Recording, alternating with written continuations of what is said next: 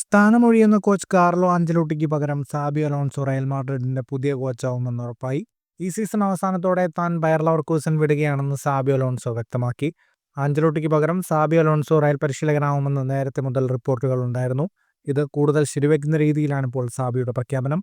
റയലിന്റെ മുൻതാരമായ Xabi Alonso കഴിഞ്ഞ സീസണിൽ buyer ലെവർകൂസനെ Bundesliga ചാമ്പ്യന്മാരാക്കിയാണ് football ലോകത്തെ ഞെട്ടിച്ചത്. ഇതിനു പിന്നാലെ തന്നെ സാബിയെ കോച്ചാക്കാൻ റയൽ ശ്രമിച്ചിരുന്നു. എന്നാൽ ജർമ്മൻ ക്ലബ്ബിൽ തുടരാനായിരുന്നു സാബിയുടെ തീരുമാനം.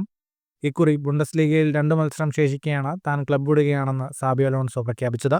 ക്ലബ് മാനേജ്മെന്റുമായി ധാരണയിലെത്തിയ ശേഷമായിരുന്നു സാബിയുടെ വെളിപ്പെടുത്തൽ. 5 വർഷം ലിവർപൂളിൽ കളിച്ച സാബി അലോൺസോ 2009 മുതൽ 2014 വരെ റയലിന്റെ താരമായിരുന്നു. തുടർന്ന് ബയൺ മ്യൂണിക്കിലേക്ക് ചേക്കേറിയ സാബി 2017 ബൂട്ടഴിച്ചത്.